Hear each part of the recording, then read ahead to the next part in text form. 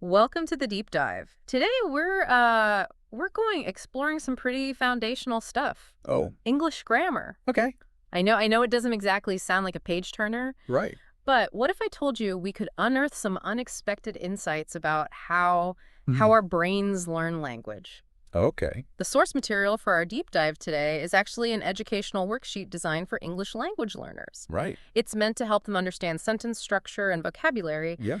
but I think we're going to find it's got some pretty interesting things to teach us hmm about how we all use language, even those of us who think we've got grammar down pat. You're absolutely right. We often take language for granted, Right. but there's a whole world of complexity behind even the simplest sentence. Yeah. For example, did you know that visual learning can actually strengthen memory by activating different pathways in the brain? Mm. That's one of the reasons this worksheet uses images so effectively. Okay, so let's flip through this worksheet together. Right off the bat, I'm drawn to these pictures Yeah. of mittens, sandals, a raincoat, even a swimsuit. Wow. It's like a little fashion show, but with a grammar twist. Right. Why do you think they chose these specific words, especially for folks learning English for the first time? It's all about creating a relatable context. Okay. Think about it. Yeah. Weather is something we all experience regardless of our language or culture. Right.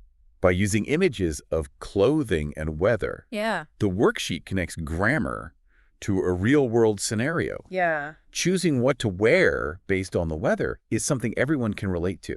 That's a really good point. Yeah. It's not just about learning the words themselves, it's about understanding how those words fit into our daily lives. Right.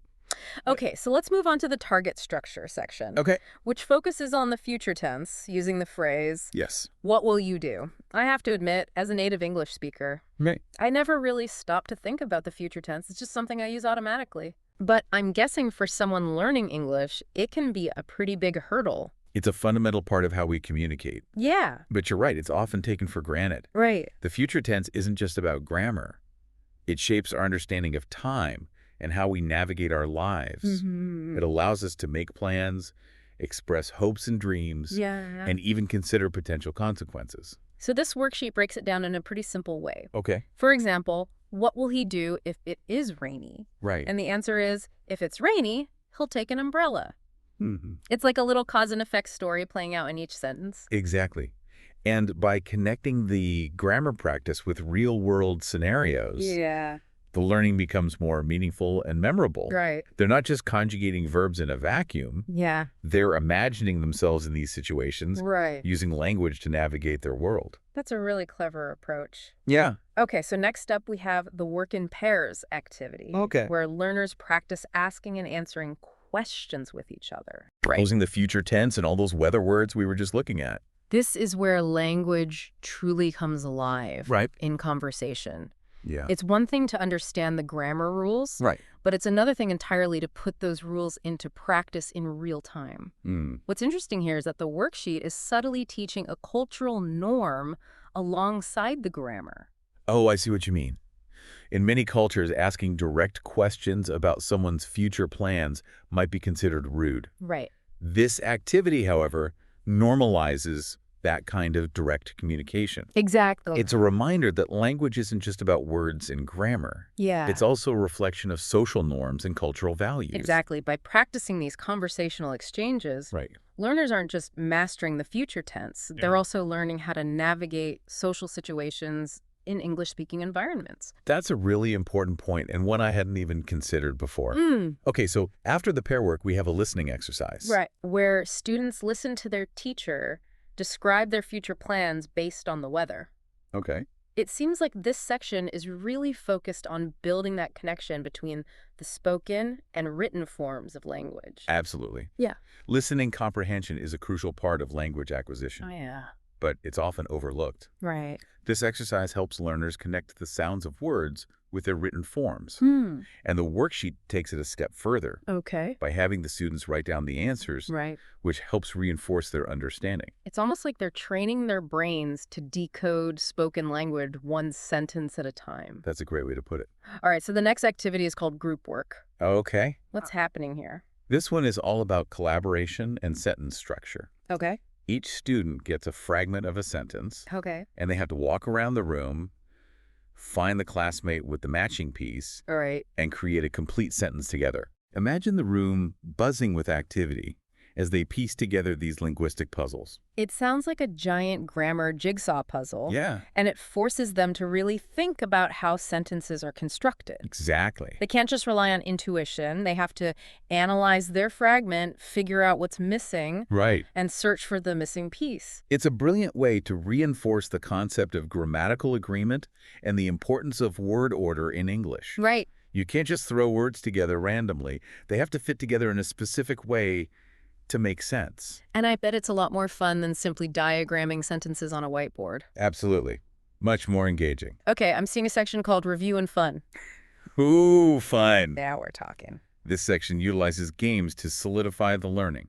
Oh, cool. Games tap into our natural desire for play and competition, Right? which makes learning feel less like work and more like, well, fun. Yeah. It's a subtle but powerful way to make grammar practice more engaging. Let's take a closer look at these games. What kind of activities are we talking about here? So we've got 3 different types of games here. Okay, Matching odd one out right. and unscrambling sentences. It seems like each one targets a slightly different aspect of language learning. That's right. The matching game, for example, focuses on connecting related ideas. Okay. You might see a sentence starter like, if it is sunny, Yeah. and then have to choose the ending that makes the most sense. Right. Like, I will wear my sandals. It's like a mini logic puzzle. Right. Figuring out which actions naturally follow certain conditions. Exactly. Okay. And it reinforces those conditional sentence structures we were talking about earlier, Yeah. but in a more playful and engaging way. Right. Then there's the odd one out game, Right. which is all about categorization and critical thinking. Right, like that example we talked about before, Yeah. raincoat, umbrella, boots, and sandals. Mhm. The sandals are clearly the odd one out because they're not associated with rainy weather. Precisely. Yeah. But what's fascinating about this game Yeah. is that it goes beyond simply recognizing vocabulary. Okay. It challenges learners to analyze relationships between words and concepts Right. to figure out the underlying category that links the words together. It's like a little mental workout flexing those critical thinking muscles. Exactly. And then finally, we have unscramble the sentences, which sounds like a fun way to practice sentence structure. It's a classic for a reason. Yeah. By rearranging jumbled words into a grammatically correct sentence, Right. learners have to actively apply their knowledge of word order, verb conjugation, and all those other little grammar rules that we often take for granted. It's like taking all those grammar building blocks and figuring out how to fit them together to create a meaningful structure. That's that. You know, as we're going through these activities, I'm struck by how intentional every element of this worksheet seems to be. It's not just randomly throwing grammar rules at learners. Right. It's carefully scaffolding the learning process, building on each concept in a way that's both engaging and effective. It's a testament to the power of good instructional design. Think about it.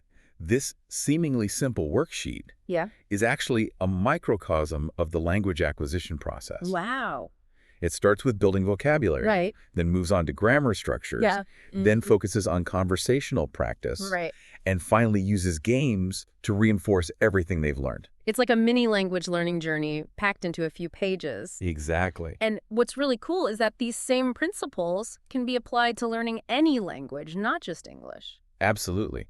The fundamentals of language learning are universal. Right. Whether you're learning Spanish Mandarin or Swahili, you need to build vocabulary, understand grammar structures, Yeah. practice speaking and listening, Right. and find ways to make the process enjoyable and engaging. I'm noticing that this worksheet also emphasizes the importance of real-world application. Yeah. From choosing what to wear based on the weather to imagining conversations with a partner. It's constantly connecting grammar to practical situations. That's one of the key takeaways here. Right. Language is meant to be used. Yeah. It's not just about memorizing rules and passing tests. Right. It's about communicating, connecting with others, Yeah. and navigating the world around us. And this worksheet seems to understand that innately, it's not just teaching grammar. Right. It's teaching learners how to use grammar as a tool for real-world communication. Exactly. It's about empowering learners to use language confidently and effectively, whether they're ordering a coffee, asking for directions, Yeah. or sharing their thoughts and ideas with the world. You know, for a seemingly simple grammar worksheet, Right. we've uncovered some pretty profound insights about language learning Yeah. and the power of intentional instructional design. It's a reminder that learning can happen anywhere, anytime, Mm, if we approach it with curiosity and an open mind. And who knows? Maybe this deep dive will inspire some of our listeners to dust off their old grammar books right. and rediscover the joy of language learning. That would be fantastic. All right, let's take a closer look at some of the specific examples featured in this worksheet. Okay. I'm particularly interested in those scrambled sentences. I always found those to be a fun challenge. I agree. They're a great way to test our understanding of sentence structure and word order. Yeah. Shall we try our hand at unscrambling a few? Let's do it. I'm ready to put my grammar skills to the test. Bring on the scrambled sentences. All right, get ready to flex those mental muscles. Here's your first scrambled sentence. We'll wear a toe if beach the I go swimsuit. Ooh, that's a good one. I see. Okay, I think I've got it. If I go to the beach, I will wear a swimsuit. How'd I do? Perfect. You've successfully navigated the word order and created a grammatically sound sentence. It's amazing how unscrambling these sentences forces you to think about the underlying structure. I'm already starting to see patterns emerging. That's the beauty of it. It's like solving a code. But the code is the English language itself. Ready for another challenge? Hit me with it. Okay, try this one. Tomorrow, if it would do will rains you. Hmm. This one is tricky because it's a question. Let me think.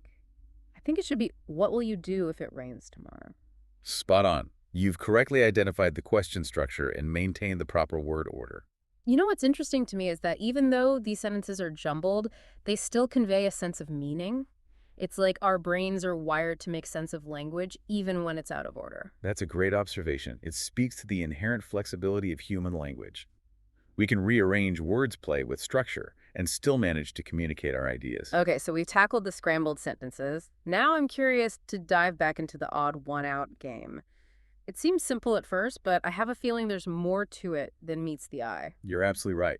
It's a game that encourages deep thinking about categorization and the subtle ways in which we group words and concepts.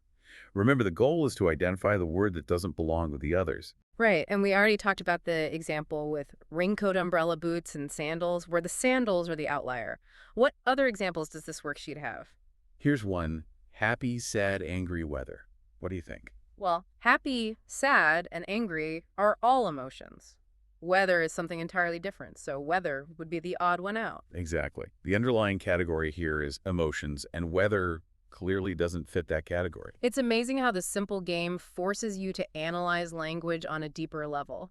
You have to think about the subtle relationships between words and concepts. It's like a mental workout for your vocabulary. And it highlights the importance of context and understanding meaning.